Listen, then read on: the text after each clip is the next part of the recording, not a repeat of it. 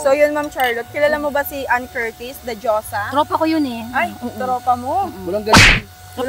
Meron si Bunganga, Ann Curtis yun, di ba? Oh. At ano ba meron kay Ann Curtis? Ano ba eksena? Ano ma'am, ang eksena niyan, nagpagupit siya. May bago siyang hairstyle ngayon. Yun lang yun. Pasabog siya. Sa buong buhay niya ngayon lang daw siya nagpagupit. At yung gupit niya ay wolf cut. Diba? Nabasa mo? Hindi din. Galing mo naman, updated ka. Close kayo. Pero ma'am yun. Oh, eto, kilala mo si Kay Brosas. Si Jessie J at saka si Case Concepcion. For quadruplets kami. Talaga? Ako yung bunso.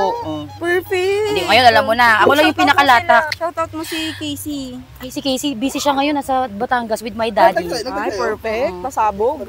Ikaw ba, Ma'am Charlotte pala? Natry mo na bang magpagupit ng wolf cut? Parang kay Ann Curtis. Ako lang yung wolf, pero cat wala. Ganon? Bakit mo Ay, di sabing ba, wolf ka? War. Baka kumama dito. Ayun, may squid ball, oh. Oo, ito yung tinatawag naming squid ball, Ma'am Charlotte. Gusto mo squid ball? May merienda dito, oh. Lahat pag bumite. True. Mga pang ano, only pants. Dapat po-post ka pagkatapos mo mag-bite, ha? Hindi nakakalibog. Nakakalito ka.